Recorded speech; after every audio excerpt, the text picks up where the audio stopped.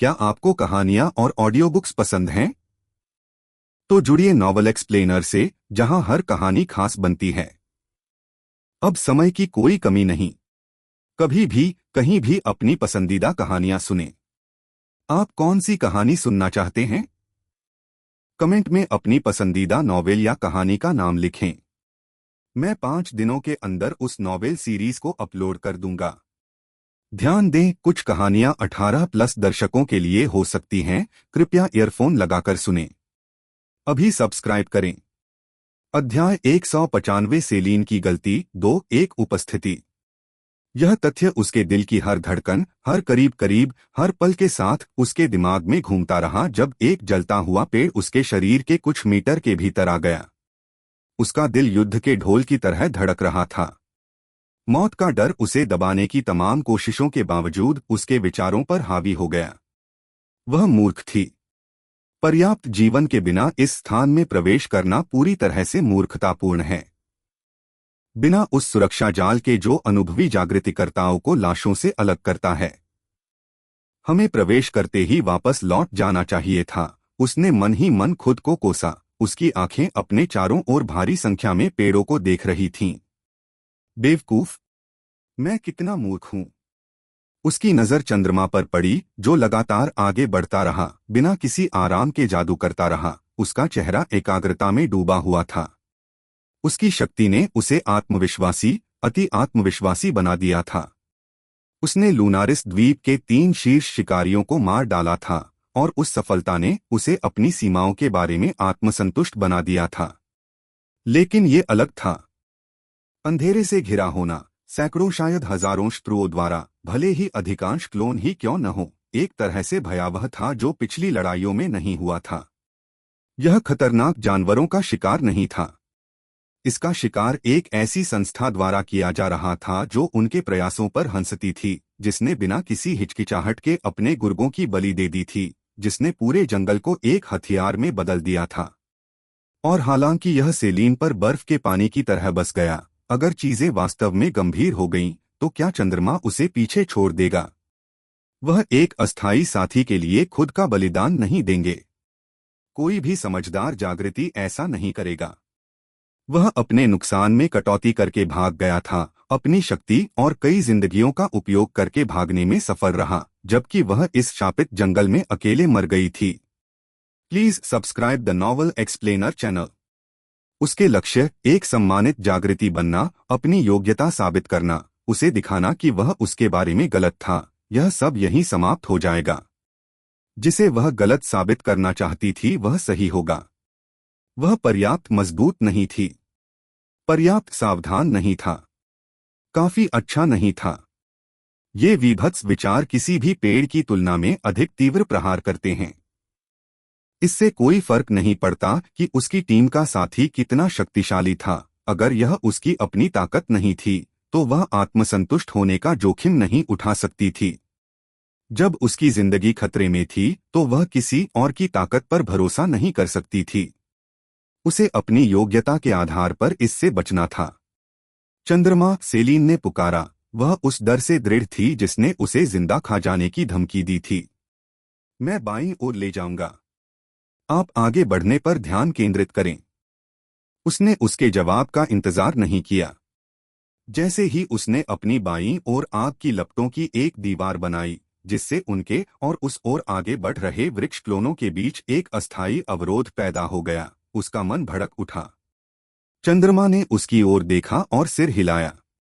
फिर वे फिर से भाग रहे थे, फिर से लड़ रहे थे, जलते हुए जंगल से दूर जा रहे थे, जबकि वह भयानक हंसी उनके चारों ओर गूंज रही थी। और सेलीन ने खुद से एक वादा किया, वह इससे बच जाएगी। इसलिए नहीं कि चंद्रमा बलवान था, इसलिए नहीं कि वह भाग्यशाली थी, लेकिन क्योंकि वह अपने दम पर जीवित रहने के लिए काफी मजबूत थी। दरार, 2 खाली शीशियां, सहन शक्ति पुनः पूर्ति करने वाली और मन पुनः पूर्ति करने वाली औषधियां जंगल के फर्श से टकराईं, जिन्हें सेलीन ने त्याग दिया था, जिन्होंने अपना जादू उत्पादन जारी रखने के लिए अभी अभी उनकी सामग्री का उपभोग किया था। औषधियों ने अपना जादू दिखाना शुरू कर दिया, मन और सहन शक्ति एक शांत वेग में लौट आए जिसने उस थकावट को पीछे धकेल दिया जो उस पर हावी होने की धमकी दे रही थी। उसका मन भंडार धीरे धीरे वापस आ गया और खत्म हो चुके चैनलों को नई शक्ति से भर दिया। चंद्रमा ने अनगिनत पेड़ों को धकेलना जारी रखा जिससे उन्हें डूबने का खतरा था। उसके मंत्रों ने ट्रिक्लोन के ज्वार में अस्थायी अंतराल पैदा कर दिया। प्रारंभ में लड़ाई कठिन थी। सेलीन ने अपनी निरंतर प्रगति के साथ तालमेल बनाए रखने के लिए संघर्ष किया था, अपने अस्तित्व को प्रबंधित करते हुए उसकी गति से मेल खाने के लिए संघर्ष किया था। कुछ देर बाद सेलीन ने गति पकड़नी शुरू कर दी। उसके मंत्र और कार्य अधिक निर्णायक हो गए। चंद्रमा के कंधों पर जो दबाव था वह कम होने लगा क्योंकि सेलीन ने उसकी तीव्रता के बराबर प्रयास करने के लिए कदम बढ़ाया। उसकी लपटें अब और तेज हो गईं। उसने जो आग के गोले बनाए थे वे बड़े और अधिक शक्तिशाली हो गए। उसकी हवा का जादू तेजी से बह रहा था जिससे इतनी तेज हवा चल रही थी कि आगे बढ़ रहे पेड़ों को दूरी तय करने से पहले ही गिरा दिया, जिससे अंगारे दुश्मनों के समूहों में बिखर गए। उनके आसपास पेड़ों की संख्या काफी कम होने लगी। जो एक जबरदस्त हमला था उसे प्रबंधित करना संभव हो गया क्योंकि दो शक्तिशाली अग्निरक्षकों ने एक दूसरे को ले जाने के बजाय मिलकर काम किया। अब वे एक साथ आगे बढ़ रहे थे। चंद्रमा आगे का रास्ता साफ कर रहा था जबकि सेलीन ने अपने पार्श्वों की रक्षा की। उन दोनों ने आग की लपटों को हवा दी जो वे पूरे जंगल के फर्श पर फैलकर एक निरंतर बढ़ते हुए नरक में बदल गए। यह बंद हो गया, हंसी, चंद्रमा ने अचानक कहा। उसकी आवाज आग की लपटों की गड़गड़ाहट को चीर रही थी। सेलीन ने भी इस पर ध्यान दिया। जंगल में गूंजने वाली भयानक मजाकिया आवाज शांत हो गई थी। रॉटेन पाइन फॉरेस्ट पर जो अंधेरा छा गया था वह अब पूर्ण नहीं था। उनके द्वारा बनाई गई आग की रोशनी ने छाया को पीछे धकेल दिया और अब उनके प्रवेश करने के बाद पहली बार सूरज की रोशनी छनकर आने लगी। उनके ऊपर का छत्र अब उतना मोटा नहीं रहा। जलते हुए पेड़ गिर गए थे जिससे रोगग्रस्त पत्तों में जगह बन गई थी जिससे आकाश अवरुद्ध हो गया था। प्राकृतिक रोशनी उन छिद्रों से होकर गुजर रही थी जिससे जंगल के फर्श को सुनहरे शाफ्टों में रोशन किया जा रहा था जो इतने लंबे समय तक अंधेरे में रहने के बाद लगभग स्वप्न जैसा लग रहा था। सन्नाटा अब अधिक प्रबल नहीं था। इसकी जगह आग की लपटों की निरंतर कर्कशता, गिरती हुई लकड़ियों की कराह और उनकी खुद की सुस्त सांसों की आवाज ने ले ली थी। सामान्य आवाजें जो उनके पहले की शांति की तुलना में लगभग सांसारिक लगती थीं। शेष ट्रिक्लोनों ने अपनी उन्नति जारी रखी, लगातार मून और सेलीन को चोट पहुंचाने की कोशिश की। धुएं के बादल हवा में उठे, आग की गर्मी से ऊपर की ओर बढ़े और फिर दोनों जागृतिकर्ताओं द्वारा बनाई गई तेज हवाओं से पूरे द्वीप में बिखर गए। विधर्मियों की बस्ती में यारा केंद्रीय अलाव के पास बैठी थी। उसके हाथ खाना पकाने के लिए मांस तैयार करने की गतिविधियों के माध्यम से स्वचालित रूप से चल रहे थे। उसके आसपास ग्रैटिस और अन्य सावी योद्धा जिन्हें उन्होंने बचाया था खुद को समान कार्यों में व्यस्त कर लिया, मांस साफ करना, आग जलाना, आपूर्ति व्यवस्थित करना। लेकिन यारा का दिमाग कहीं और था।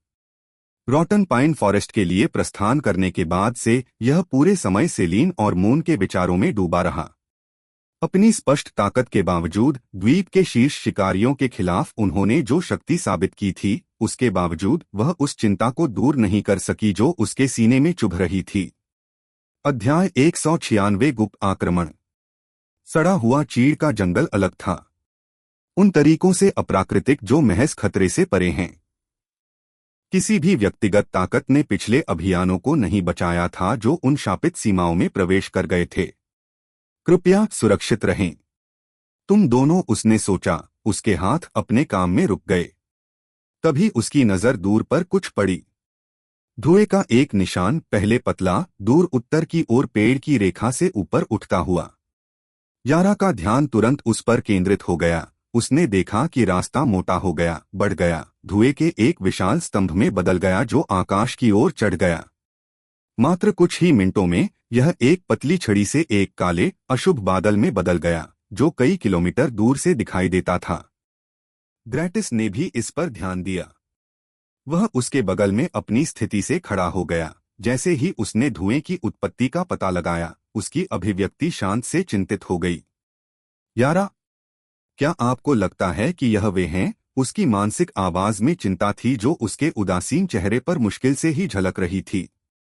हाँ, यारा ने बिना किसी हिचकिचाहट के उत्तर दिया। उसकी आंखें कभी भी दूर के धुएं के बादल को नहीं छोड़ रही थीं।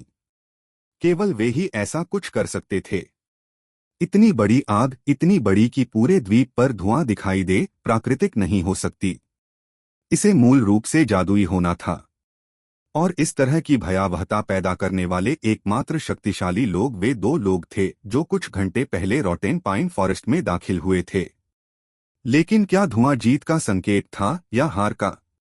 हमें उन्हें बचाने की जरूरत है, यारा ने एक पल की तनावपूर्ण चुप्पी के बाद सीधे ग्रैटिस की ओर देखते हुए कहा। वे मुसीबत में पड़ सकते हैं। ग्रैटिस ने उसकी नजर से मुलाकात की और उसने उसकी आंखों में अपनी चिंता झलकती देखी। मून और सेलीन ने अपने लोगों के लिए जो कुछ भी किया था उसके बावजूद, अपनी शक्ति का प्रदर्शन करने के बावजूद, न तो साबी इस भावना को हिला सका कि उस शापित जंगल में कुछ भयानक हो रहा था। ठीक है, ग्रैटिस बोला। उसकी आंखों और अभिव्यक्ति से उसके शब्दों की गंभीरता झलक रही थी। आइए अपने भाइयों और बहनों को बताएं। हम उन्हें बताए बिना नहीं जा सकते। हम ही वे सब हैं जो बचे हैं।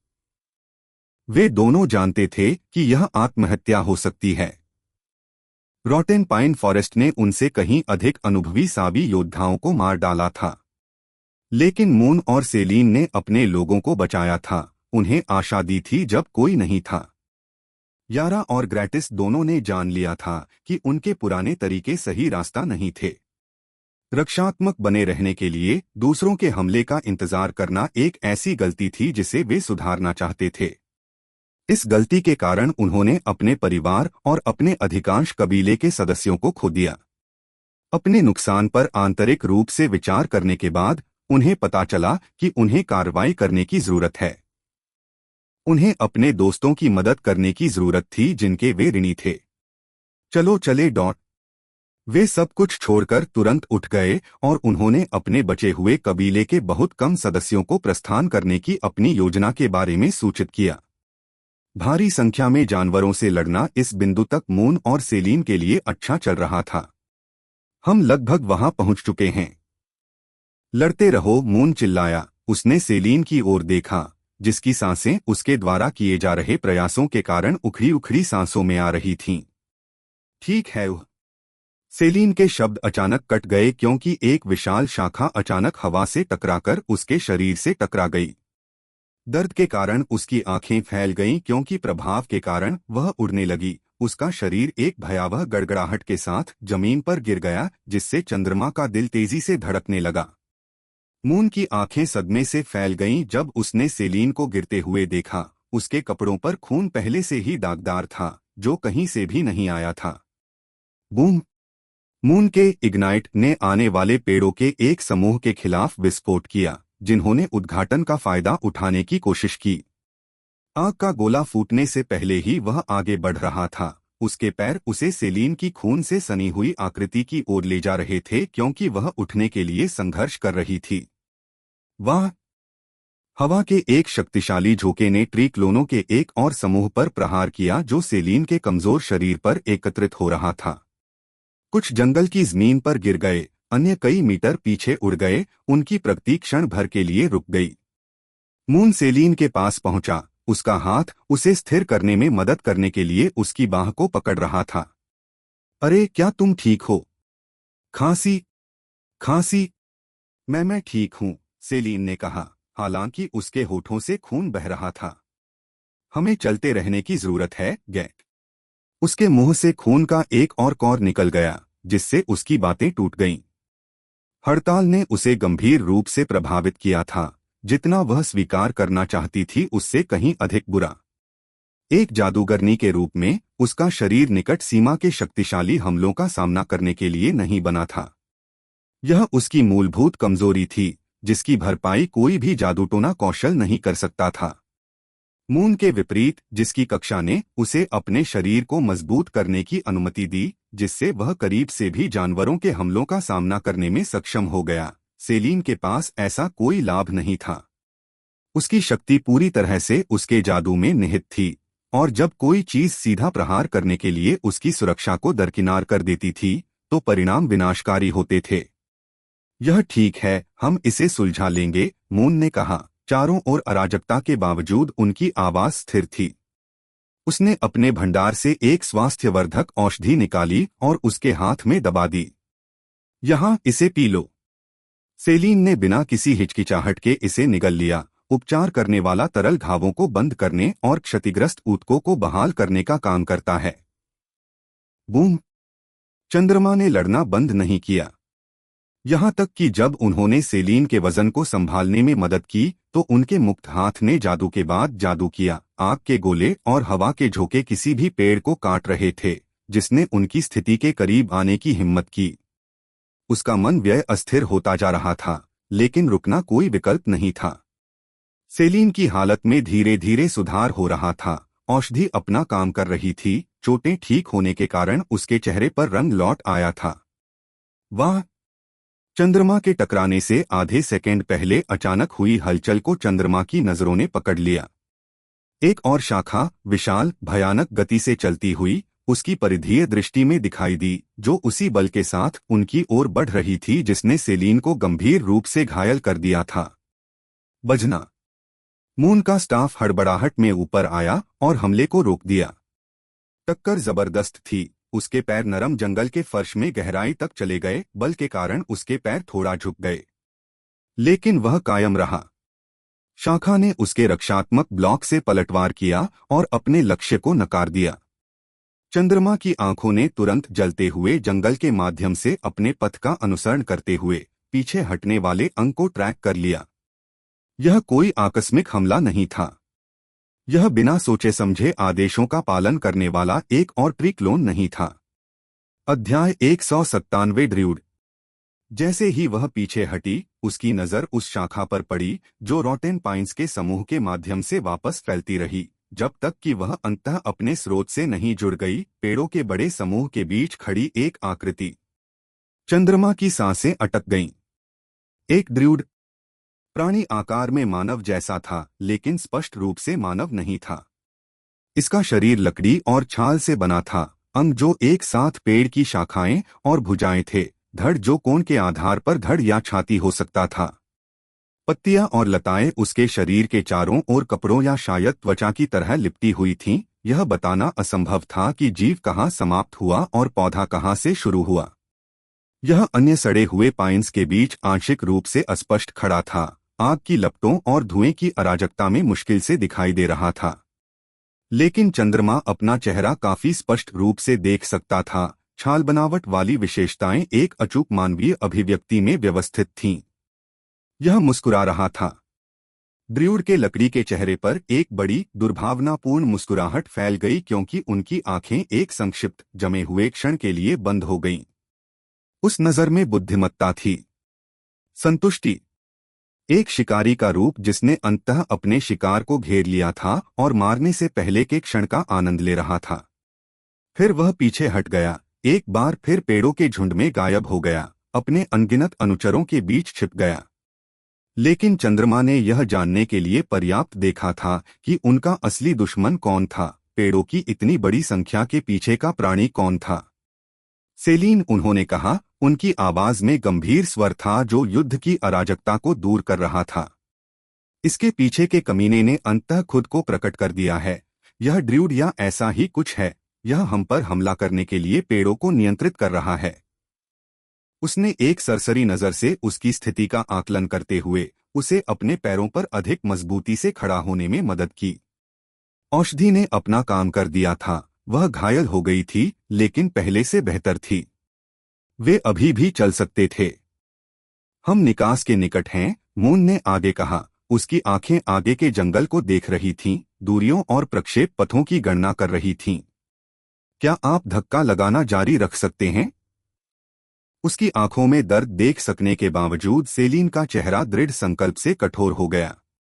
उसने अपने हाथ के पिछले हिस्से से अपने मुंह से खून का एक निशान पोंछा। उसकी पकड़ उसके वजन को संभालने वाले डंडे पर मजबूत हो गई। हाँ, उसने कहा, उसकी आवाज अब स्थिर है।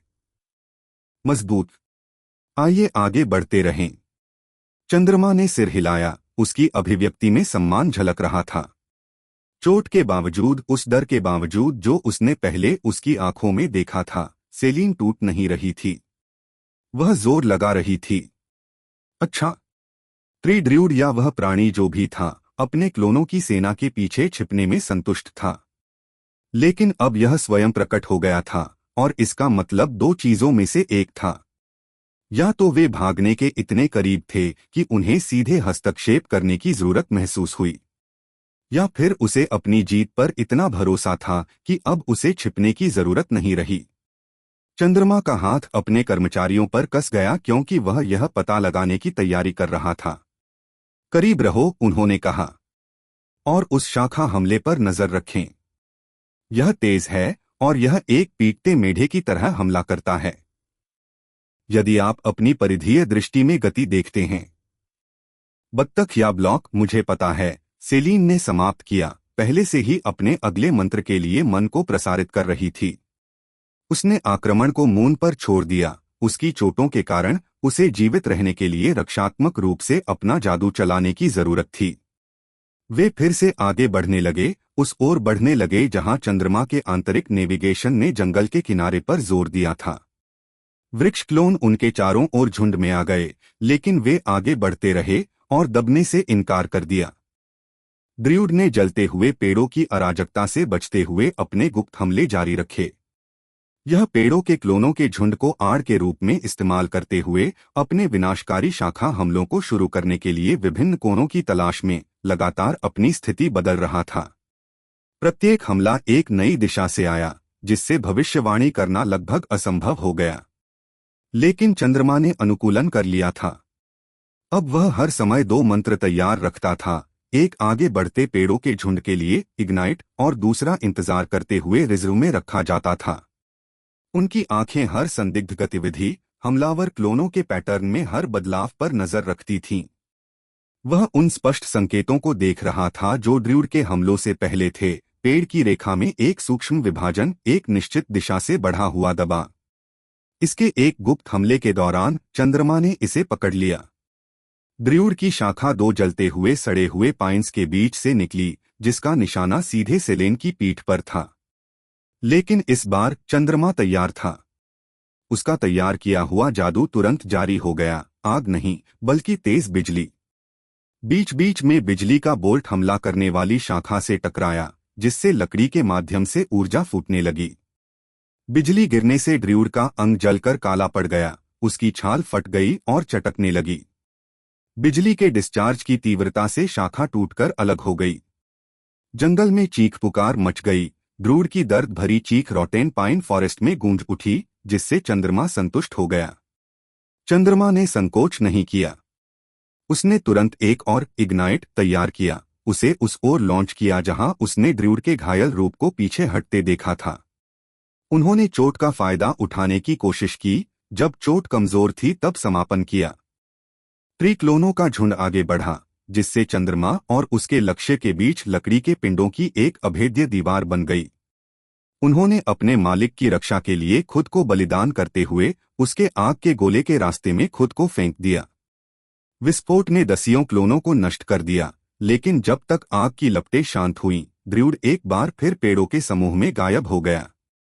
यह काम नहीं करेगा, मून ने सोचा। निराशा उसके अंदर युद्ध कर रही थी। उसकी आंखें सेलिन की ओर चमकीं, जो अभी भी लड़ रही थी, लेकिन स्पष्ट रूप से संघर्ष कर रही थी। उपचार औषधि ने उसके घावों को बंद कर दिया था, लेकिन वह अब धीमी गति से आगे बढ़ रही थी। उसके जादू को बनने में अधिक समय लग रहा था। वह थक चुकी थी, घायल थी, धू-धू कर अकेले चल रही थी। इस समय सेलिन की मृत्यु हो सकती है।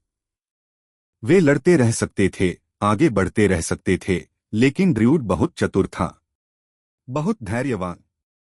यह छिपकर हमले करता रहेगा, उन्हें कमजोर करता रहेगा, जब तक कि एक हमला अंततः सेलेन पर नहीं पड़ा, जबकि चंद्रमा झुंड के कब्जे में था।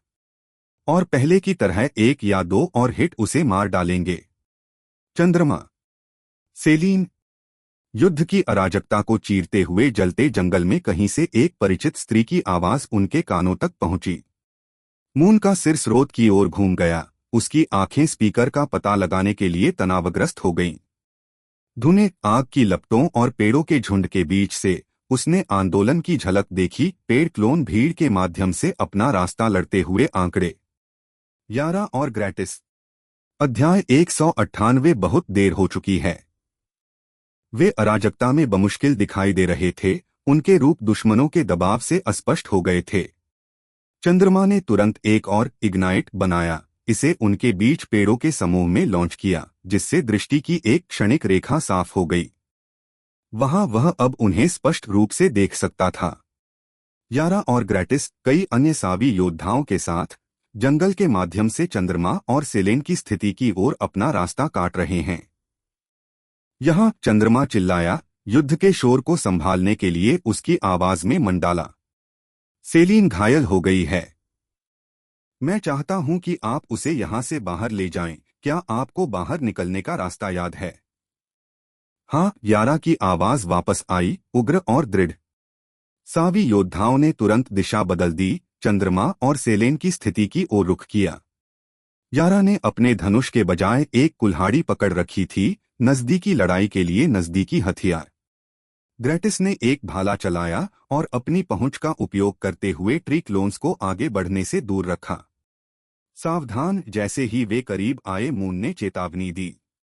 इन जानवरों के बीच एक शक्तिशाली ड्रूड छिपा हुआ है।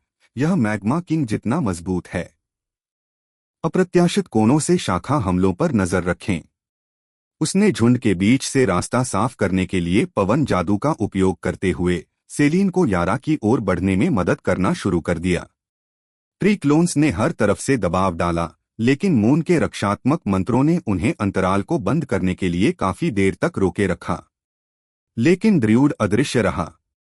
चंद्रमा की आंखें युद्ध के मैदान में घूम गईं, प्राणी के किसी भी संकेत की तलाश में। यह पहले भी अथक था, हर कुछ सेकंड में हमला करना, कमजोरियों की जांच करना। लेकिन अब सावी योद्धाओं के आगमन के साथ यह पूरी तरह से शांत हो गया था।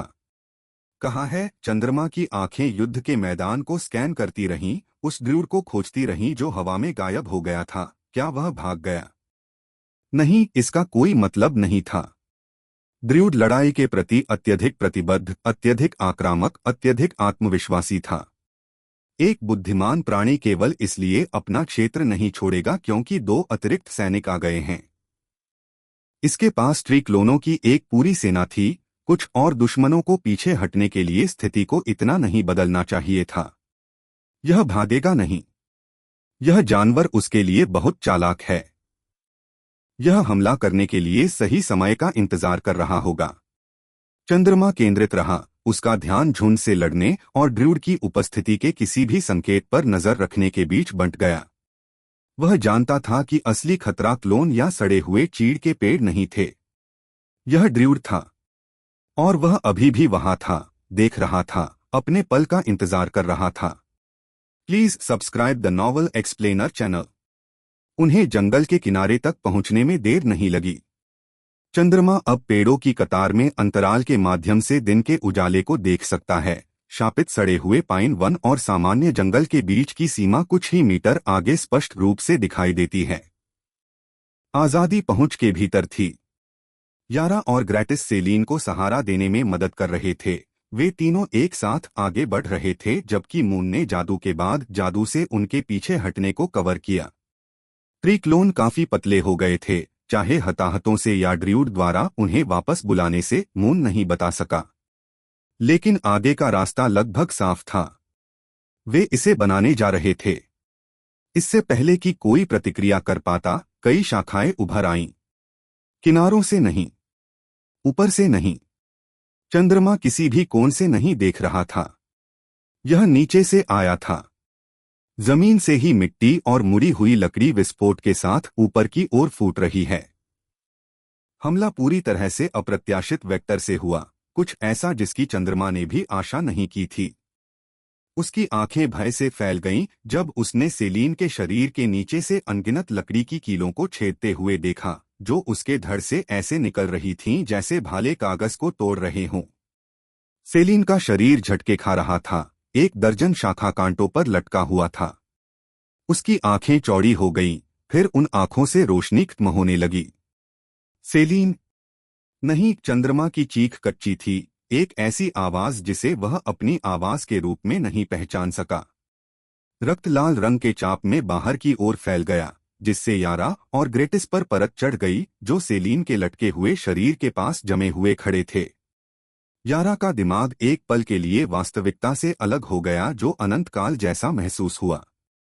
वह समझ नहीं पा रही थी कि उसकी आंखें उसे क्या दिखा रही थीं। इसे स्वीकार नहीं कर सका। सेलीन शक्तिशाली जागृति जिसने अपने लोगों को बचाया था, जो राक्षसों की सेना से लड़ी थी, ठीक उसके सामने मर रही थी।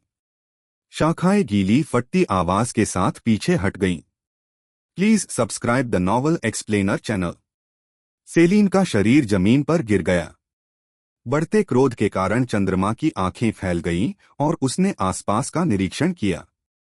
कुछ ही क्षणों में उसने ड्रूड को देखा, जो अपने छिपने के स्थान से लकड़ी की लताओं के साथ बाहर आ रहा था और अभी भी उसके रूप के चारों ओर छटपटा रहा था। लकड़ी के तत्व में हेरफेर, एक आत्मीयता जिसे उसने इस सटीक क्षण तक पूरी तरह से छिपाकर रखा था। इसने धैर्यपूर्वक और चालाकी से उस क्षण की प्रतीक्षा की थी जब उन्हें विश्वास हो गया था कि भागना निश्चित है, जब उनका पहरा सबसे निचले स्तर पर था। Please subscribe the novel explainer channel.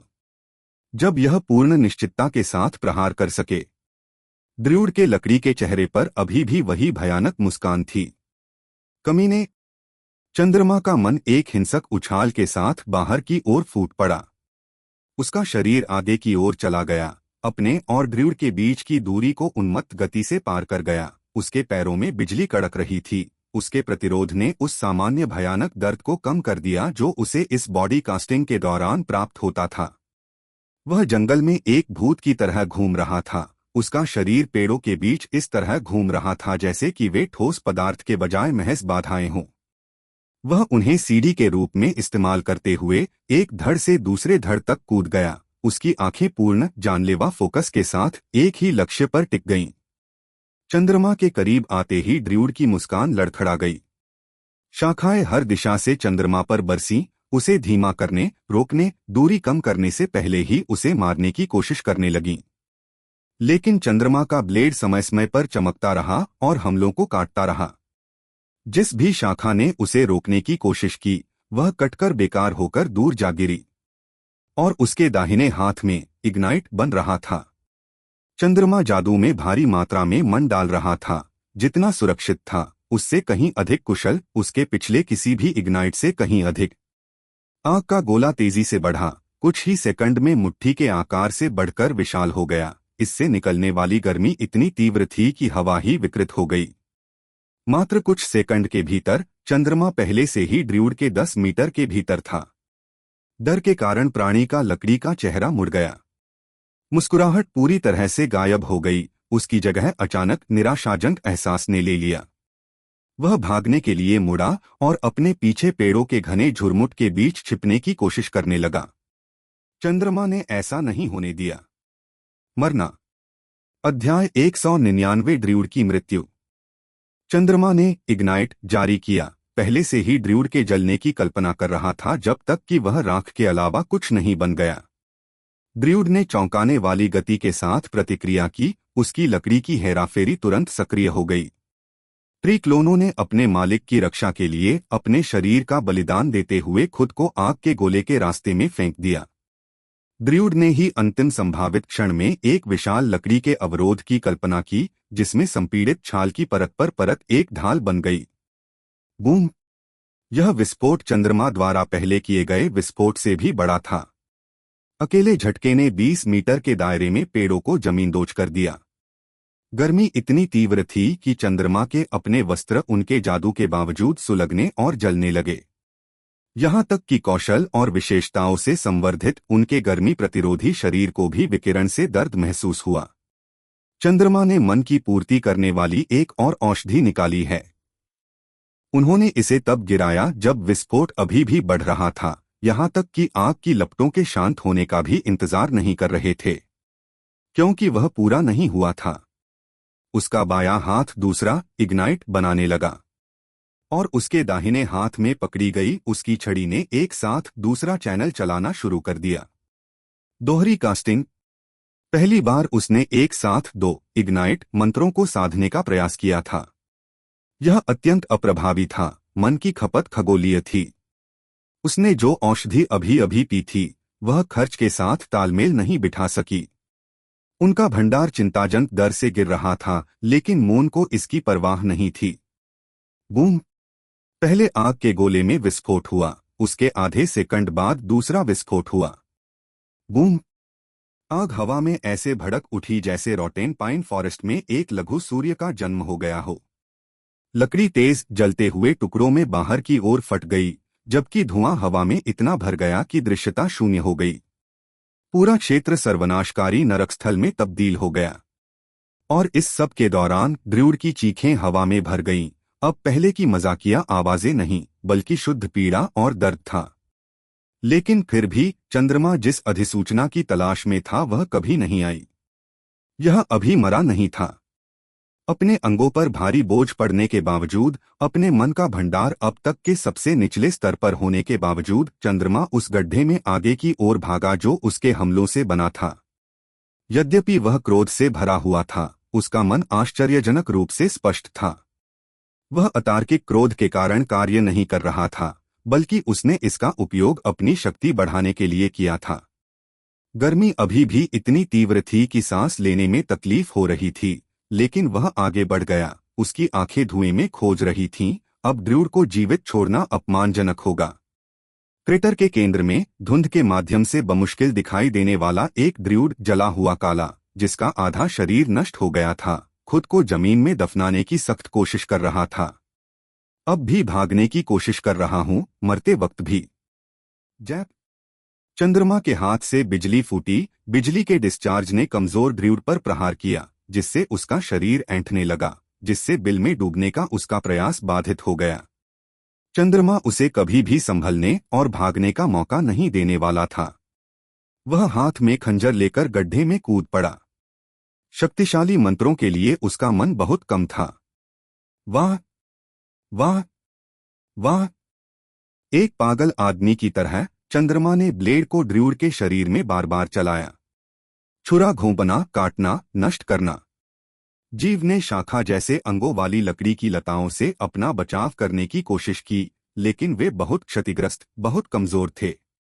चंद्रमा ने उन सभी को तोड़ डाला। उसके प्रहार सटीक और निर्दयी थे। वह नहीं रुका, रुक नहीं सका। तब तक नहीं। आपने level 25 S rank rotten pine druid spirit को मार डाला है। आपने 1900 जीवन प्राप्त किए हैं। अधिसूचना आशीर्वाद की भांति उसकी दृष्टि में प्रकट हुई। चंद्रमा का हाथ प्रहार के बीच में रुक गया। खंजर अभी भी ड्रूड की छाती के बचे हुए हिस्से में दबा हुआ था। उसकी सांसें उखड़ रही थीं। उसका शरीर मन की थकावट और एड्रेनालाइन दुर्घटना से कांप रहा था। ड्रूड का शरीर उसके नीचे घुलना शुरू हो गया। मैग्मा किंग की तरह ही प्रकाश के कणों में टूट गया। कुछ ही सेकंड में जो कुछ बचा था वह एक कोर था, हरा और ऊर्जा से धड़कता हुआ, झुलसी हुई धरती पर पड़ा हुआ। चंद्रमा बहुत देर तक उसे देखता रहा। उसका हाथ अभी भी खंजर को पकड़े हुए था। उसका दिमाग अभी जो हुआ था उसे संसाधित करने के लिए संघर्ष कर रहा था। वे जीत गए थे। उसने इसे मार डाला था। लेकिन सेलीन, इस विचार ने उसे जगाया और उसका ध्यान मूल से दूर वास्तविकता की ओर खींच लिया। उसका सिर ऊपर उठ गया। उसकी आंखें धुएं और राख में खोज रही थीं कि वह कहाँ गिरी थी। चंद्रमा गड्ढे से बाहर चला गया। उसके पैर अस्थिर थे। ऑटो पायलट पर उस ओर बढ़ रहा था जहां उसने आखिरी बार उसके शरीर को देखा था। ड्रूड की मृत्यु के बाद सभी सड़े हुए चीड़ के पेड़ तितर बितर हो गए थे, अपनी बेड़ियों से मुक्त हो गए थे और चंद्रमा की शक्ति से डर गए थे। सेलीन एक जीवन पर काम कर रही थी। उसने यह स्वयं कहा था, उसे इसका डर दिखाया था। और वह हमला। वे शाखा कीले उसके धड़ को सीधे उसके महत्वपूर्ण अंगों को भेद गईं। चंद्रमा को पता था कि कोई भी उपचार औषधि इसे ठीक नहीं कर सकती, न कि जीवन को पुनर्जीवित किए बिना। चंद्रमा उस स्थान पर पहुंच गया जहां वह गिरी थी। यारा और ग्रैटिस अब वहां नहीं थे। सेलिन का शव भी नहीं था। उसका दिल उसकी छाती पर जोर जोर से धड़कने लगा। एक अलग तरह की घबराहट होने लगी। उसकी आंखें खून से सनी जमीन पर घूम गईं जहां वह गिरी थी, और फिर बाहर की ओर उनमें से किसी भी संकेत की तलाश में थी। वहां दूरी में सबसे दूर के पेड़ों के बीच वास्तविक सूर्य के प्रकाश की एक किरण, शुद्ध और जंगल के भ्रष्टाचार से बेदाग। असली रोशनी, असली पेड़ जहां सीमा से परे कोई क्लोन मौजूद नहीं था। बाहर जाएं। थकावट के बावजूद चंद्रमा की गति बढ़ गई। उसके पैर इच्छा शक्ति के बल पर उसे आगे ले जा रहे थे।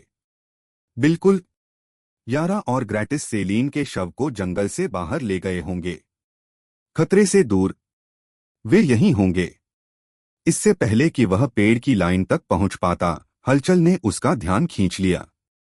यारा और ग्रैटिस वापस जंगल के अंदर भाग रहे थे, स्पष्ट रूप से उसकी मदद करने के लिए उस तक पहुंचने की कोशिश कर रहे थे। लेकिन जब उन्होंने देखा कि चंद्रमा पहले से ही अपनी शक्ति के तहत बाहर निकलने की ओर लंगड़ा रहा है, तो वे रुक गए और आधे रास्ते में उससे मिलने के लिए अपना रास्ता बदल दिया।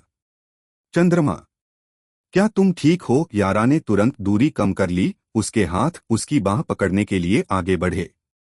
उसने सहारे के लिए उसे अपने कंधों पर रख लिया और अनुमति के बिना उसका कुछ वजन उठा लिया। ग्रैटिस समान समर्थन की पेशकश करते हुए चंद्रमा के दूसरी ओर चले गए। साथ में उन्होंने उसे सीमा चिन्ह के पार मुड़े हुए पेड़ों के अंतिम खंड के माध्यम से निर्देशित किया, जहां रोगग्रस्त सड़े हुए पाइन्स ने सामान्य जंगल का रास्ता दिया था। जब वे आखिरकार स्पष्ट दिन के उजाले में उभरे, तो चंद्रमा की नजर एक शरीर पर पड़ी जिसे उसने तुरंत पहचान लिया। क्या आपको कहानियां और ऑडियो बुक्स पसंद हैं? तो जुड़िए नॉवल एक्सप्लेनर से, जहां हर कहानी खास बनती है। अब समय की कोई कमी नहीं। कभी भी, कहीं भी अपनी पसंदीदा कहानियां सुनें। आप कौन सी कहानी सुनना चाहते हैं? कमेंट में अपनी पसंदीदा नॉवेल या कहानी का नाम लिखें। मैं 5 दिनों के अंदर उस नॉवेल सीरीज को अपलोड कर दूंगा। ध्यान दें, कुछ कहानियां 18+ दर्शकों के लिए हो सकती हैं। कृपया ईयरफोन लगाकर सुनें। अभी सब्सक्राइब करें। अध्याय 200, सिस्टम का संकेत। वह जिंदा है। सेलीन जंगल के किनारे से कुछ दूर एक बड़े पत्थर पर अपनी पीठ टिकाकर बैठी थी। वह अविश्वसनीय रूप से पीली और थकी हुई लग रही थी।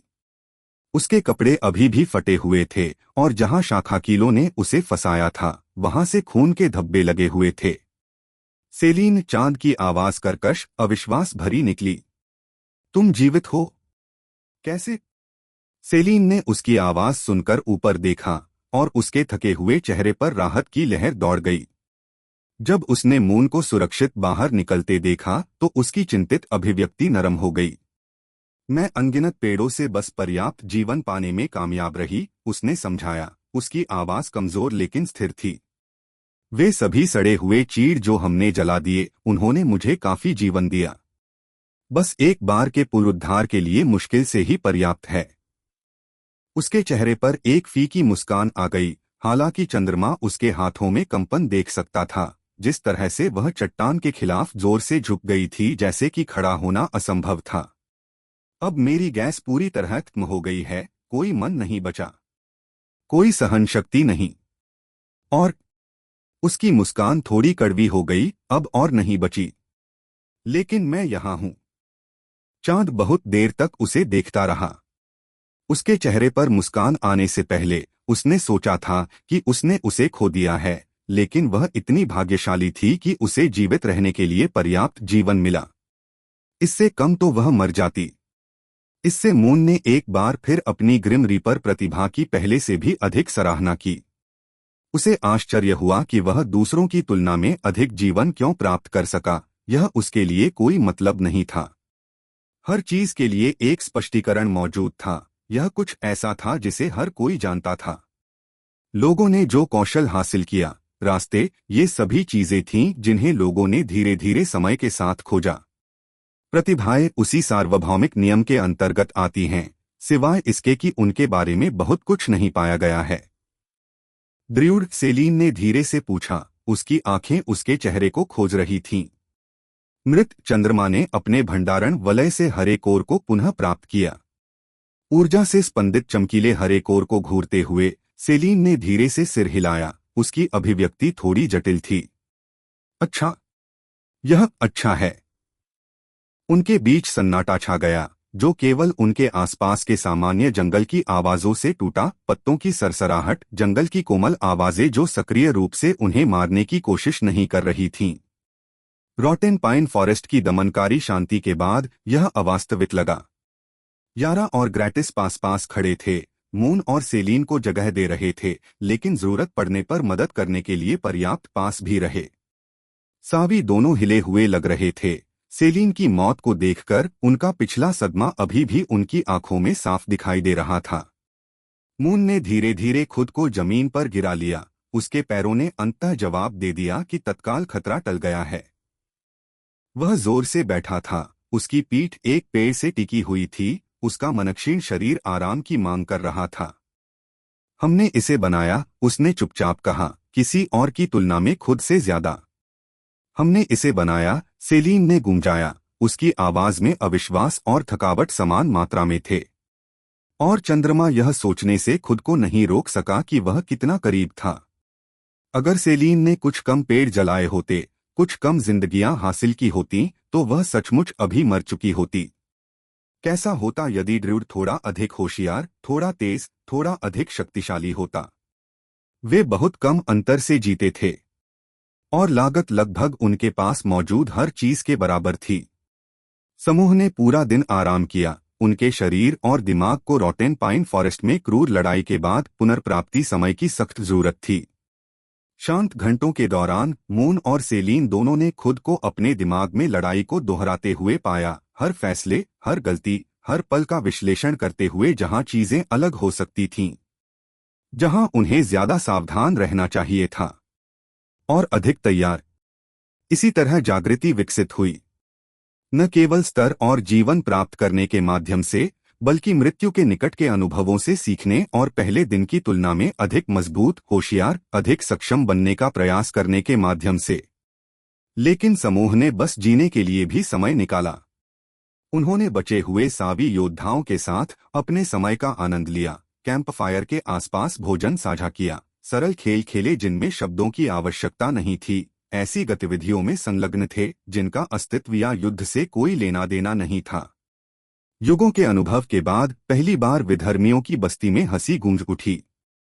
एक संक्षिप्त अनमोल क्षण के लिए सेलीन और मून अपने दिमाग और कंधों पर पड़े बोझ को भूल गए। वे इस क्षेत्र में प्रवेश करने का कारण भूल गए, इतना शक्तिशाली बनने के लिए कि वे खुद को उन खतरों से बचा सकें जो हमेशा उनकी दुनिया की छाया में छिपे रहते हैं। बस एक पल के लिए उन्हें अच्छी संगति का आनंद लेने वाले युवा व्यक्ति बनने की अनुमति दी गई।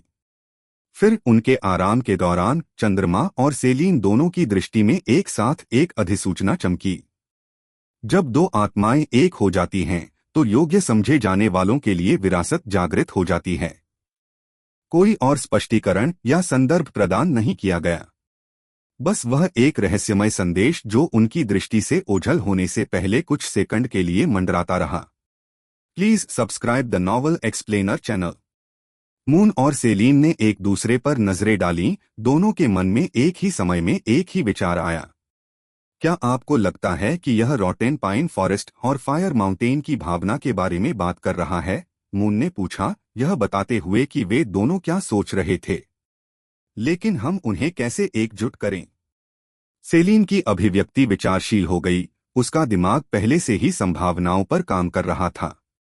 चूंकि उनके शरीर मृत्यु के तुरंत बाद विलीन हो गए, मुझे नहीं लगता कि इसका उनके भौतिक स्वरूप से कोई लेना देना है। यह उनका मूल होना चाहिए। हमें किसी तरह उनके मूल को एकजुट करने की आवश्यकता है। अचानक समझ आने से उसकी आंखें चमक उठीं। चंद्रमा, दोनों को निकालो। देखते हैं जब हम उन्हें एक साथ लाने की कोशिश करते हैं तो क्या होता है। चंद्रमा अपने भंडारण रिंग में पहुंच गया और उन दो कोर को पुनः प्राप्त कर लिया जो उन्होंने द्वीप के शीर्ष शिकारियों को हराने से प्राप्त किए थे। मैग्मा किंग का कोर आंतरिक लाल नारंगी रोशनी से चमक रहा था, जो अवशिष्ट अग्नि ऊर्जा से स्पंदित हो रहा था। ड्र्यूड स्पिरिट का कोर जीवंत हरे रंग की चमक से चमक रहा था, जो प्रकृति मन को विकीर्ण कर रहा था। उसने उन दोनों को एक दूसरे के बगल में जमीन पर लिटा दिया। सावी योद्धा चारों ओर एकत्र हो गए, उत्सुकता से देख रहे थे, लेकिन चुप रहे, सहज रूप से समझ गए कि चंद्रमा और सेलीन को ध्यान केंद्रित करने की आवश्यकता है। दोनों कोर अपनी अपनी ऊर्जा से स्पंदित होते रहे, लेकिन और कुछ नहीं हुआ। कोई प्रतिक्रिया नहीं, कोई संलयन नहीं, कोई रहस्यमय विरासत जागृति नहीं। उन्हें करीब लाने का प्रयास करें, सेलीन ने सुझाव दिया। चंद्रमा ने कोर को तब तक धकेला जब तक वे स्पर्श नहीं कर रहे थे। अभी भी कुछ नहीं। शायद उन्हें ढेर कर दो। चंद्रमा ने हरे कोर को लाल कोर के ऊपर रखा, फिर उसे उलट दिया। फिर उन्हें अलग अलग कोनों पर रखने की कोशिश की, क्षैतिज, ऊर्ध्वाधर, विकर्ण। कुछ भी काम नहीं आया। उन्होंने लगभग 1 घंटे का समय हर उस कॉन्फ़िगरेशन को आजमाने में बिताया जिसकी वे कल्पना कर सकते थे। अध्याय 201 मिराज का विकास, विरासत की तलाश 1। उन्होंने हर कोशिश की कोर को छूने दो। उन्हें अलग अलग दूरियों से अलग करना, उन्हें विभिन्न तरीकों से पुनर्व्यवस्थित करना। चंद्रमा ने एक ही बार में उन सभी में मन को प्रवाहित करने का प्रयास किया, लेकिन परिणाम कभी नहीं बदला। कोर ने उसके सार को अवशोषित कर लिया और कुछ नहीं हुआ। अंत में चंद्रमा निराश आह लेकर वापस बैठ गया। यह काम नहीं करेगा।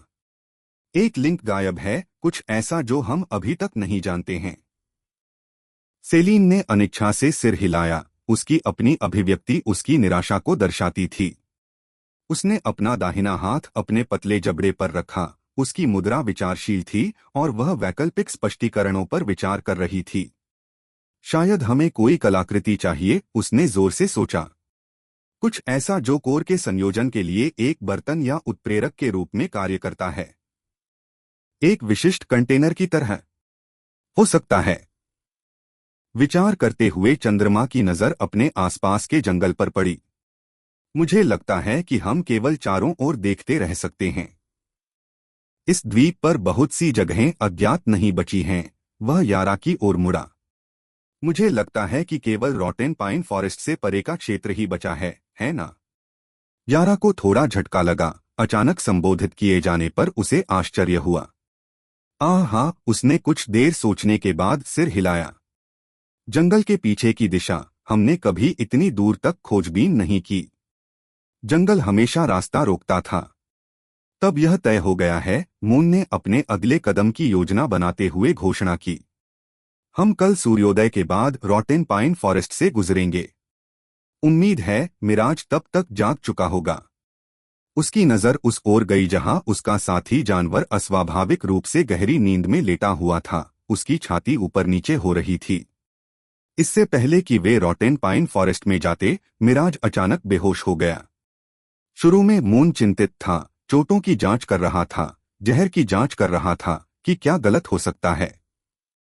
लेकिन जब सेलीन ने ऐसी चीजों के बारे में अपने व्यापक ज्ञान के साथ छोटे जीव की जांच की, तो उसने तुरंत पहचान लिया कि क्या हो रहा था। मिराज एक महत्वपूर्ण विकास चरण से गुजर रहा था। वह डार्क रेवेन के शरीर को खाकर 25 के स्तर तक पहुंच गया था।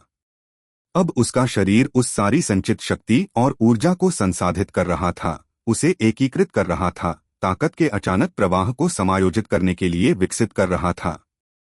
यह एक स्वाभाविक प्रक्रिया थी, सेलीन ने उसे आश्वासन दिया था। लेकिन इसमें समय लगा। जब वह तैयार हो जाएगा तब जाग जाएगा, सेलीन ने मून की चिंतित अभिव्यक्ति को देखते हुए कहा। और जब वह ऐसा करेगा तो वह संभवतः काफी मजबूत हो जाएगा। शायद नई क्षमताएं भी हासिल कर लेगा। चंद्रमा ने सिर हिलाया। हालांकि उसकी नजर मिराज के सोए हुए शरीर पर एक और क्षण के लिए टिकी रही। उसके बाद वह 2 कोर पर लौट आया जो अभी भी उनके बीच जमीन पर बैठे थे। लूनारिस द्वीप सुबह की ओस की रोशनी में नहाया हुआ था, क्योंकि सूरज धीरे धीरे हवा में उग रहा था, जो एक और दिन के प्रवेश का संकेत दे रहा था। मून और सेलीन को अभी भी अपने गंतव्य की ओर प्रस्थान करना बाकी था। प्रारंभ में उन्होंने मिराज को सावी योद्धाओं के साथ छोड़ने की योजना बनाई थी, जिससे उसे सुरक्षा में अपना विकास पूरा करने का मौका मिल सके। लेकिन जैसे ही वे जाने के लिए तैयार हुए, छोटे जीव ने आसन्न जागृति के लक्षण दिखाना शुरू कर दिया था। Please subscribe the novel explainer channel. उसका शरीर अब अपने मन में नहा चुका था। हल्की नीली ऊर्जा दृश्य धाराओं में उसके चारों ओर घूम रही थी। उसकी सांसें, जो उसके पूरे आराम के दौरान धीमी और गहरी थीं, तेज हो गई थीं। वह जाग रहा है, सेलीन ने कहा। मिराज के चारों ओर मन को काफी तीव्र होते देख उसके चेहरे पर उत्साह झलक रहा था। चंद्रमा अपने साथी के पास घुटनों के बल बैठ गया। उसका हाथ पास में मंडरा रहा था, लेकिन बिल्कुल छू नहीं रहा था। जो भी प्रक्रिया हो रही थी उसे बाधित करने को तैयार नहीं था। मुश्किल से 1 मिनट ही बीता था कि मिराज की आभा बाहर की ओर फूट पड़ी। मैना के विस्फोट ने आसपास के सभी लोगों को अपनी चपेट में ले लिया। यह हानिकारक नहीं था, लेकिन यह निर्विवाद रूप से शक्तिशाली था। मिराज हिनहिनाने लगा और उसकी आंखें धीरे धीरे खुलीं, जिससे उसकी आंखों की पुतलियां पहले से भी ज्यादा चमकने लगीं। वे एक ऐसे प्राणी की आंखें थीं जो एक सीमा पार कर चुका था, जो था उससे कहीं आगे विकसित हो गया था। अपने साथी के नए रूप को देखकर चंद्रमा की सांसें थोड़ी रुक गईं। मिराज की अयाल, जो हमेशा अद्भुत थी, अब और भी अधिक भव्य लग रही थी। बाल पहले से अधिक भरे हुए, अधिक सुंदर थे। सफेद घोड़े की ऊंचाई भी बढ़ गई थी, ज्यादा तो नहीं, लेकिन ध्यान देने लायक जरूर थी। जहां पहले वह मुश्किल से चंद्रमा की कमर तक पहुंचता था, अब वह छाती की ऊंचाई के करीब खड़ा था। ऐसा प्रतीत होता है कि मिराज ने कुछ अधिक मांसपेशियां प्राप्त कर ली हैं। उसके पैर पहले से कहीं अधिक शक्तिशाली और सुडौल दिख रहे हैं। लेकिन जिस चीज ने चंद्रमा को सबसे अधिक प्रभावित किया वह उसकी उपस्थिति थी। मिराज हमेशा बुद्धिमान था, हमेशा वफादार था, लेकिन अब कुछ और था, आत्मविश्वास। सफेद घोड़ा अपनी शक्ति में आश्वस्त था, न केवल एक सवारी के रूप में, बल्कि चंद्रमा के साथी के रूप में। अपनी ओर देखो, चंद्रमा ने धीरे से कहा। उसके चेहरे पर गर्व भरी मुस्कान उभर आई। कोट के नीचे मजबूत मांसपेशियों की गर्मी महसूस करते हुए उसका हाथ मिराज की गर्दन पर आराम करने के लिए चला गया। तुम बड़े हो गए हो, मिराज ने मून की छाती पर थपकी देकर जवाब दिया, एक इशारा जो स्नेहपूर्ण था और किसी तरह उसकी पिछली हरकतों से अधिक सम्मानजनक था। उस स्पर्श में समझ थी, एक स्वीकार्यता थी कि वे दोनों अपने अपने परीक्षणों और कठिनाइयों के माध्यम से बदल गए थे। चंद्रमा ने रेशमी बनावट की सराहना करते हुए मिराज के अयाल में अपना हाथ फिराया। हम आपके बिना लगभग चले गए थे, उसने चुपचाप स्वीकार किया।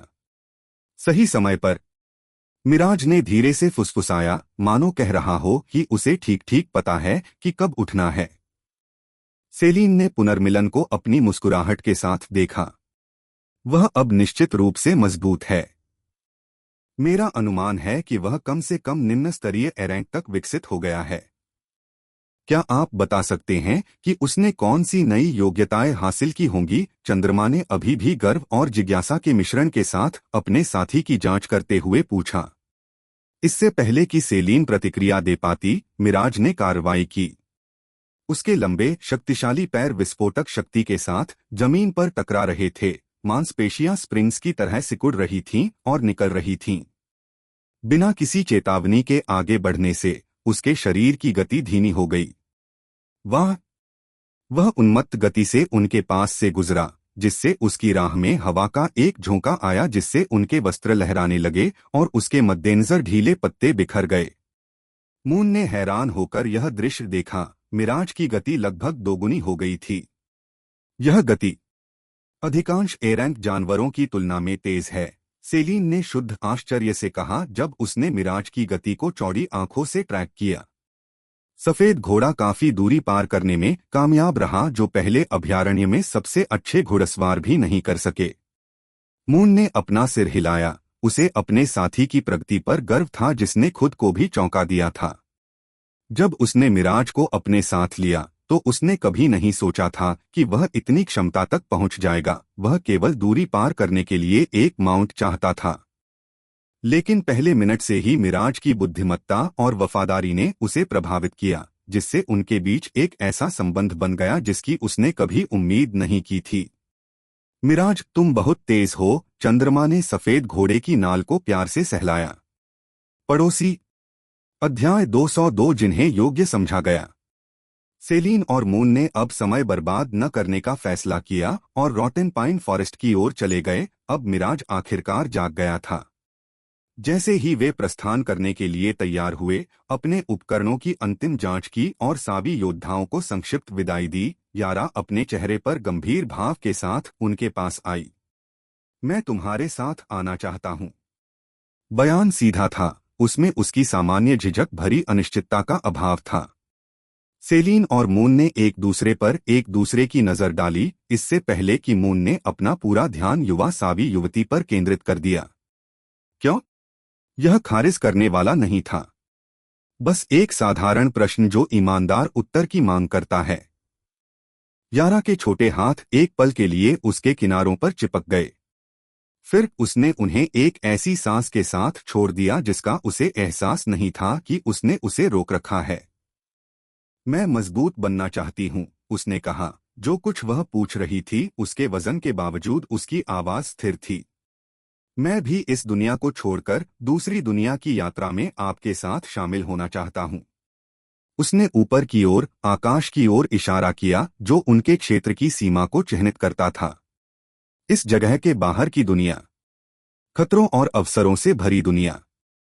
मैं इतना मजबूत बनना चाहता हूं कि मैं उन लोगों की रक्षा कर सकूं जिनकी मैं परवाह करता हूं। चंद्रमा ने संदेह या झिझक की तलाश में उसका ध्यानपूर्वक अध्ययन किया, लेकिन वहां कोई नहीं था। यह कोई क्षणिक भावना से उपजा आवेगपूर्ण निर्णय नहीं था। उसने यारा को तब देखा था जब उन्होंने पहली बार बाहर की दुनिया के बारे में बात की थी। वह झिझक रही थी और बदलाव से डरती थी। लेकिन कुछ बदल गया था। विधर्मियों की बस्ती पर आक्रमण। विधर्मियों के हाथों अपने लोगों की मौत ने यारा को बहुत बदल दिया था। वह अपने दृष्टिकोण में बहुत अधिक सक्रिय हो गई थी। उन अनुभवों ने झिझक को दृढ़ संकल्प में बदल दिया था। यारा वही व्यक्ति नहीं था जिसने सबसे पहले उन्हें लूनारिस द्वीप पार करवाया था। वह हानि और कठिनाई के कारण ऐसी व्यक्ति बनी थी जो ताकत हासिल करने की इच्छुक थी, यह जानते हुए भी कि उस रास्ते पर कितना खतरा आएगा। सेलीन की अभिव्यक्ति चिंतित हो गई। अपने दोस्त के लिए उसकी चिंता स्पष्ट थी। क्या तुम्हें यकीन है, यारा? यह एक बहुत ही गंभीर निर्णय है। वह रुकी, उसकी आवाज अधिक सावधान करने वाली हो गई। इसके अलावा आप इंसान नहीं हैं। जब हमारी जाति के अन्य लोग आपको देखेंगे तो वे यह सोचकर आप पर हमला करेंगे कि आप दुश्मन हैं। वे सवाल पूछने या स्पष्टीकरण सुनने के लिए नहीं रुकेंगे। यारा की अभिव्यक्ति में कोई कमी नहीं आई। और मैं जल्द ही ऊपर चढ़ सकती हूँ, सेलीन ने जारी रखा। उसकी आवाज में अफसोस के भाव थे। तो मैं आपके साथ ज्यादा समय तक नहीं रह पाऊंगा। आप उन इंसानों के बीच अकेले रह जाएंगे जो आपको एक राक्षस के रूप में देखते हैं।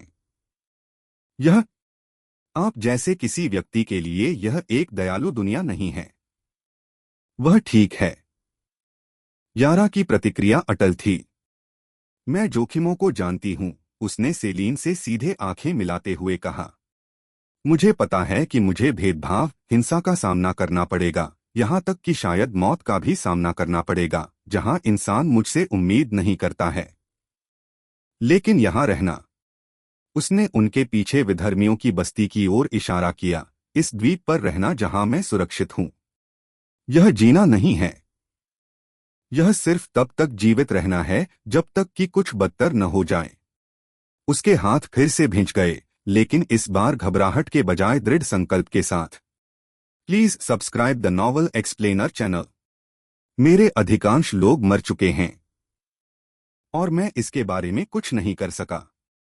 यह दुनिया हमें सीमित करती है, यह हमें अपनी क्षमता तक पहुंचने की अनुमति नहीं देती है। यारा की आवाज मजबूत और अधिक भावुक हो गई। मैं अब और जीवित नहीं रहना चाहता। मैं इतना मजबूत बनना चाहता हूं कि जब खतरा आए तो मैं जिन लोगों की परवाह करता हूं उन्हें मरते हुए देखने के बजाय उनकी रक्षा कर सकूं। उसने सीधे चंद्रमा की ओर देखा, फिर सेलीन की ओर। आप दोनों ने हमें बचाया। मुझे बचाया। आपने सबसे मजबूत प्राणियों से लड़ाई की और जीत हासिल की। आप रॉटेन पाइन फॉरेस्ट में चले गए, एक ऐसी जगह है जिसने प्रवेश करने वाले सभी लोगों को मार डाला और जीवित वापस आ गए। आप मजबूत हैं और मैं उस ताकत से सीखना चाहता हूं। समूह में सन्नाटा छा गया। ग्रैटिस, जो पास में खड़े थे, आगे बढ़े। उनकी आवाज में त्यागपत्र और समझदारी का मिश्रण था। उसने अपना मन बना लिया है। मैं यारा को तब से जानता हूं जब वह छोटी थी। एक बार जब वह कुछ तय कर लेती है, वास्तव में निर्णय लेती है, तो कुछ भी उसे नहीं बदलेगा। उसने समर्थन का इशारा करते हुए यारा के कंधे पर हाथ रखा। मैं अपने बचे हुए भाइयों और बहनों के साथ यहीं रहूंगा। जो खो गया है उसे किसी को फिर से बनाने की जरूरत है। लेकिन यारा, वह इस द्वीप की अनुमति से कहीं अधिक बनने का मौका पाने की हकदार है। मुस्कुराने से पहले ग्रैटिस ने एक पल के लिए यारा की ओर देखा। बस यह सुनिश्चित करें कि जब आप काफी मजबूत हो जाएं तो वापस आ जाएं। हम आपका इंतजार करेंगे। चंद्रमा बहुत देर तक शांत रहा। जब वह अपने अगले शब्दों पर विचार कर रहा था तो उसकी अभिव्यक्ति विचारशील थी। आखिरकार वह बोला, यदि आप हमारे साथ आते हैं तो मैं आपको परेशान नहीं करूंगा। मैं चीजों को आसान नहीं बनाऊंगा क्योंकि आप छोटे हैं या कम अनुभवी हैं। इस दायरे के बाहर की दुनिया क्रूर है। आपने यहां जो भी सामना किया है उससे कहीं अधिक खतरनाक है। आपको लगातार प्रशिक्षण लेना होगा। ऐसी लड़ाइयां लड़नी होंगी जो आपको डराती हैं, और निर्णय लेना होगा जहां झिझक का मतलब मौत है। उसकी आंखें सीधे उससे मिलीं। क्या आप इसके लिए तैयार हैं? सिर्फ शब्दों में नहीं, बल्कि हकीकत में? हाँ, यारा ने बिना किसी हिचकिचाहट के कहा। मैं हूं। चंद्रमा ने एक क्षण तक उसका अध्ययन किया, फिर धीरे से सिर हिलाया। ठीक है, तुम आ सकते हो, लेकिन एक शर्त पर। कैसी शर्त? आप अपने स्वभाव को छिपाते नहीं हैं। अगर लोग सावी होने के कारण आप पर हमला करते हैं तो आप अपना बचाव करते हैं। आप मौजूदा के लिए माफी नहीं मांगते हैं। मून की आवाज में पूर्ण विश्वास था।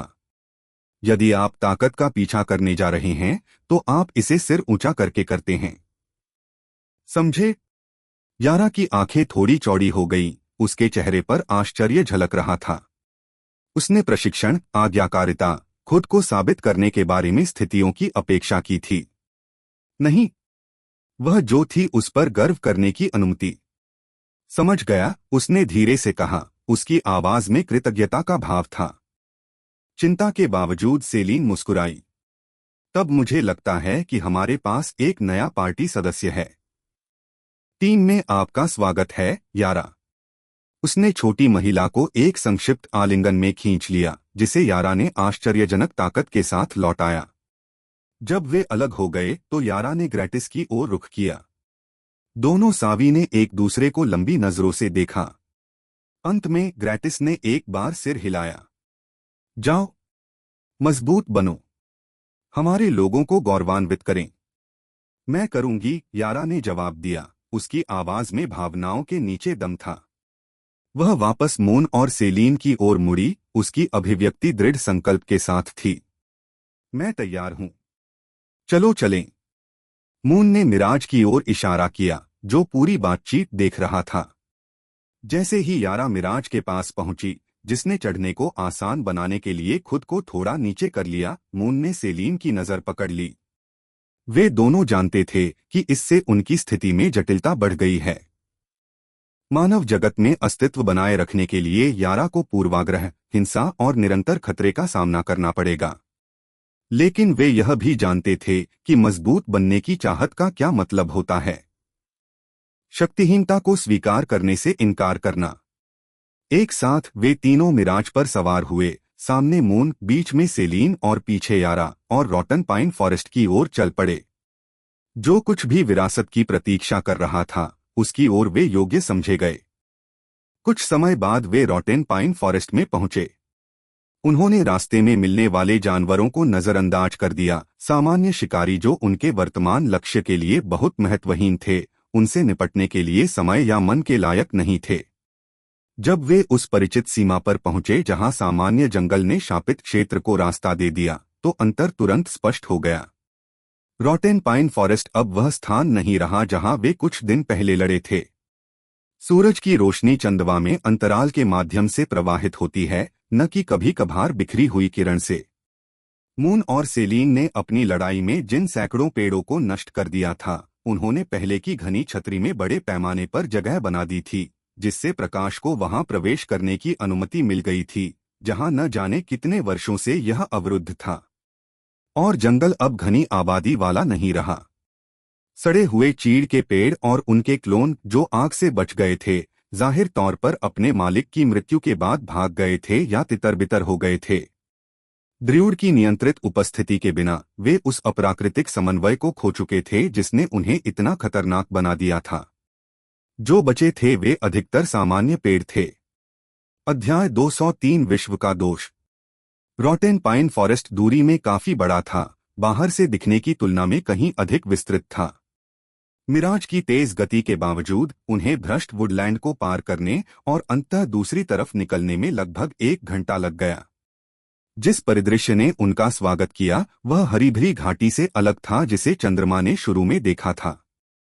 पहाड़ी इलाका उनके सामने फैला हुआ था। वे नरम ढलान वाली पहाड़ियां नहीं थीं जिनका सामना उन्होंने लुनारिस द्वीप पर कहीं और किया था, बल्कि खड़ी ढलानों, चट्टानी ढलानों और जोखिम भरे रास्तों वाले पहाड़ जिन पर पैदल चलना असंभव होता। हालांकि मिराज के पास ऐसी कोई समस्या नहीं थी। उनके शक्तिशाली पैरों ने उन्हें खतरनाक इलाके को बिना किसी समस्या के पार करने के लिए आवश्यक ताकत और मजबूती दोनों दी। उसके खुरों को ढीली बजरी और ठोस पत्थर पर समान रूप से खरीद मिली, जिससे उसे ढलानों पर चढ़ने की इजाजत मिली, जिससे चंद्रमा और सेलेन को उतरने और सावधानी से आगे बढ़ने के लिए मजबूर होना पड़ा। वे पहाड़ी की ओर घुमावदार एक प्राकृतिक रास्ते का अनुसरण करते हुए तेजी से चढ़े। जैसे जैसे वे ऊंचाई प्राप्त करते गए, हवा ठंडी होती गई और वनस्पति विरल होती गई। जैसे ही वे एक तीव्र मोड़ पर घूमे, जहां रास्ता 2 बड़े पत्थरों के बीच संकीर्ण हो गया था, उनके बाईं ओर एक छिपी हुई गुफा के प्रवेश द्वार से अचानक एक विशाल आकृति उभरी। गर्जन। एक भालू 2 गुने आकार का आसानी से अपने पिछले पैरों पर खड़ा हो गया। इसका शरीर इसके कोट के नीचे मांसपेशियों से भरा हुआ था और इसके पंजे पत्थरों को चीरने के लिए काफी तेज थे। वाह! इससे पहले कि भालू अपने धमकी भरे प्रदर्शन को पूरा कर पाता, इससे पहले कि वह चारों खाने चित हो जाता और उन पर हमला कर पाता, एक तीर एकदम सही वार में उसकी खोपड़ी को भेद गया। जानवर की दहाड़ बीच में ही बंद हो गई। प्रकाश लगभग तुरंत ही उसकी आंखों से ओझल हो गया। विशाल शरीर पीछे की ओर गिर गया और एक भारी गड़गड़ाहट के साथ जमीन पर गिर गया, जिससे छोटी चट्टानें पहाड़ से नीचे गिर गईं। हमले की गति से प्रभावित होकर मून ने उसके कंधे की ओर देखा। यारा पहले से ही अपना धनुष नीचे कर रही थी। उसके शॉट के बल से धनुष की डोर अभी भी थोड़ी थोड़ी हिल रही थी। बहुत बढ़िया, यारा, मून ने सहमति में सिर हिलाया। यह सिर्फ शॉट की सटीकता ही नहीं थी जिसने उन्हें प्रभावित किया, हालांकि वह असाधारण थी। यह उसकी प्रतिक्रिया की गति और झिझक की कमी थी। उसने खतरे का आकलन किया और कुछ ही सेकंड में उसे खत्म कर दिया।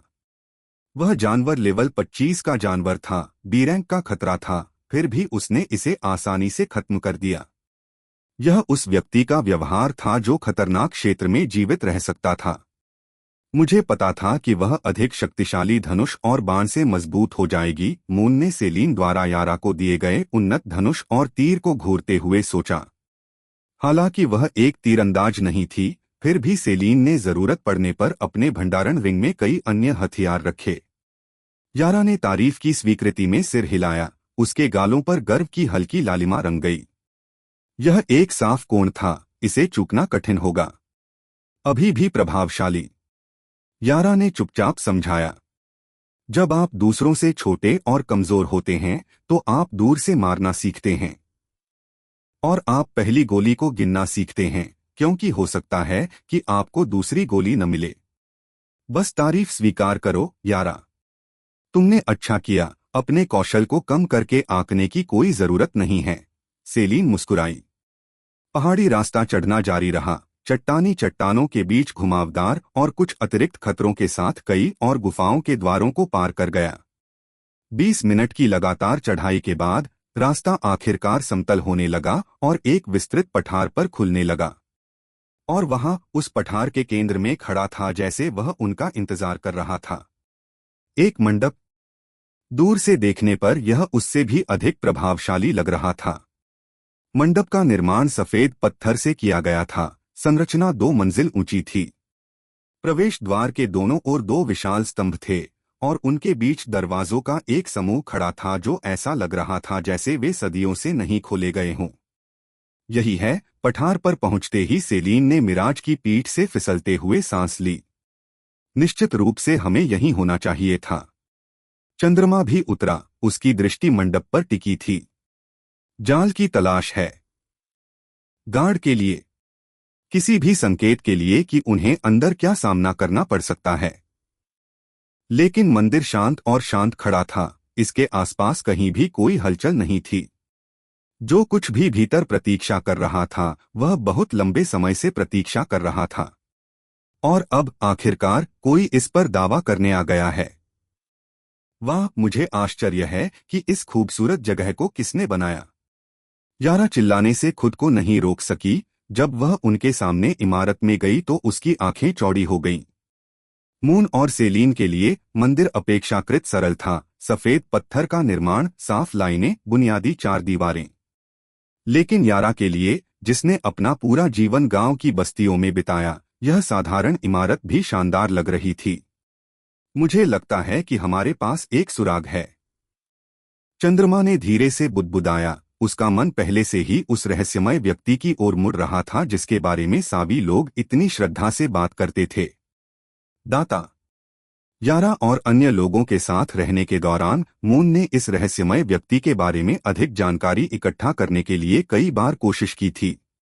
उन्होंने विवरण नाम, कोई ठोस विवरण मांगा था जो यह पहचानने में मदद कर सके कि इस शत्रुतापूर्ण द्वीप पर सभी लोगों को जीवित रहने में किसने मदद की थी। लेकिन सभी के पास बहुत कम उपयोगी जानकारी थी।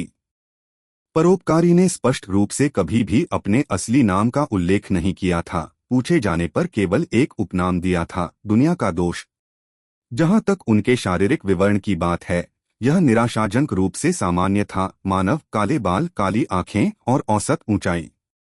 इस तरह की उपस्थिति किसी भी भीड़ में घुल मिल जाती है, जिसे देखने के कुछ ही क्षण बाद भुला दिया जाता है।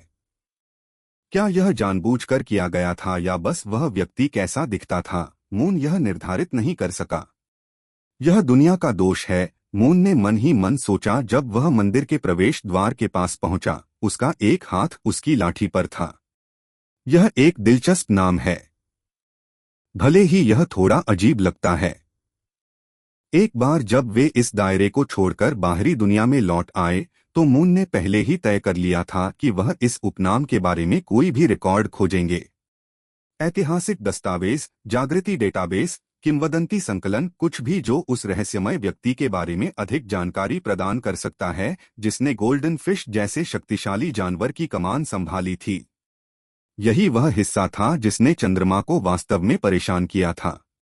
हेलो दोस्तों, इस समय अगले महीने के लिए एक गोल्डन टिकट कार्यक्रम चल रहा है।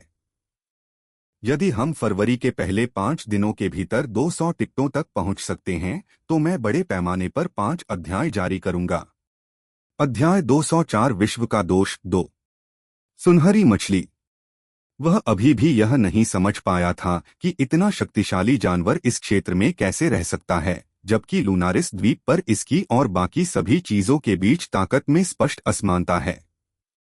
सभी क्षेत्रों में स्तर प्रतिबंध थे, लेकिन गोल्डन फिश ने उन प्रतिबंधों को इतनी पूरी तरह से पार कर लिया कि यहाँ उसकी उपस्थिति का कोई तार्किक अर्थ नहीं रह गया। चंद्रमा हाल ही में काफी मजबूत हो गया है। उसने एस रैंक के जानवरों को मार डाला था और उन मुठभेड़ों से बच गया था जिनमें उसके स्तर पर अधिकांश जागृत लोग मारे गए होंगे।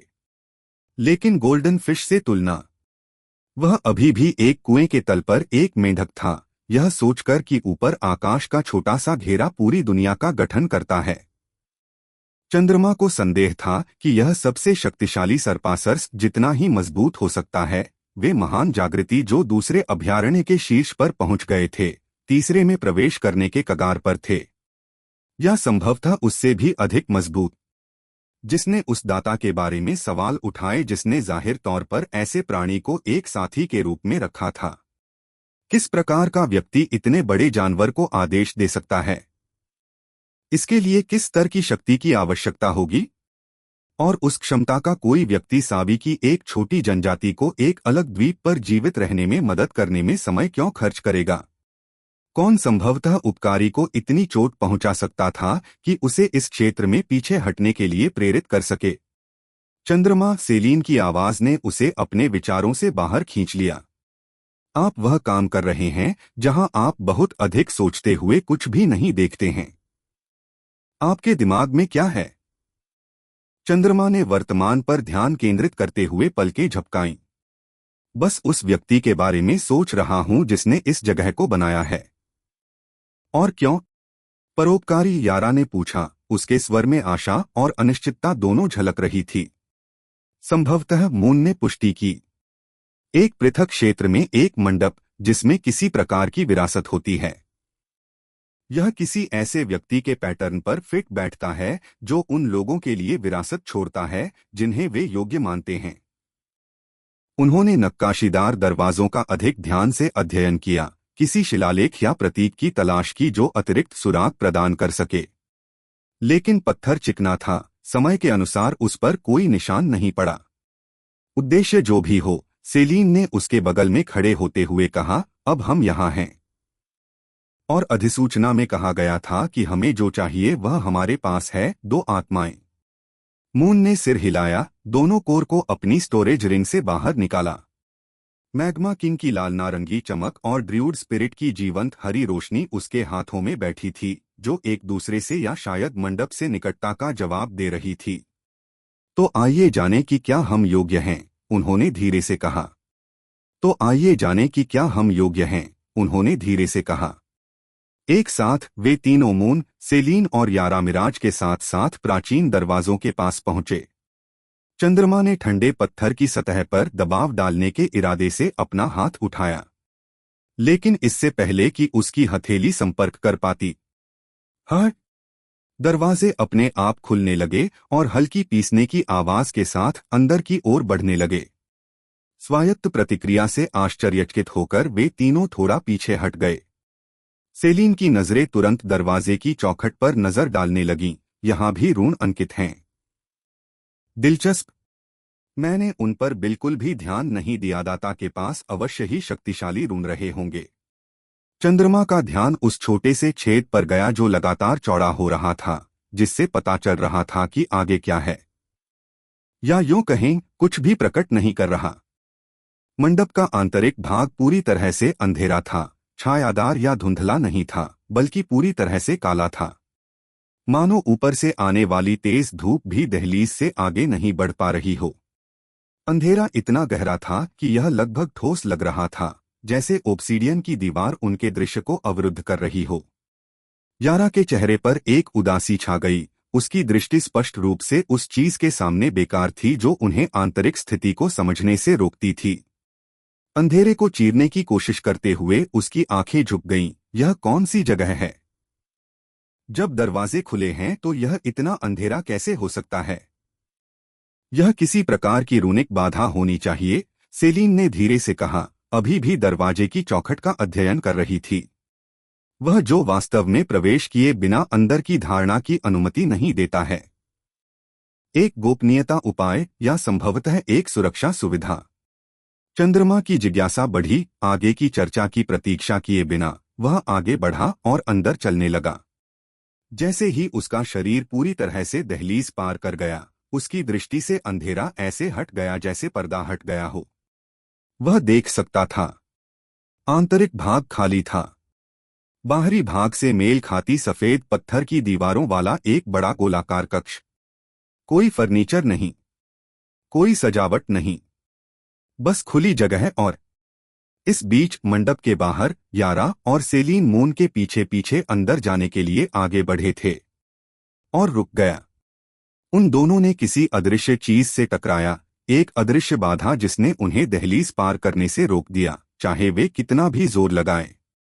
यह ठोस अड़िग महसूस हुआ, जैसे कांच की दीवार के माध्यम से चलने की कोशिश कर रहा हो। इससे भी बदतर, चंद्रमा बस गायब हो गया था। एक पल वह अंधेरे में प्रवेश करता हुआ दिखाई दिया, अगले ही पल वह पूरी तरह से गायब हो गया। काले शून्य ने उसे निगल लिया। दोनों के चेहरों पर घबराहट झलक रही थी। चंद्रमा, वे चिंतित होकर एक साथ चिल्लाए। कोई जवाब नहीं।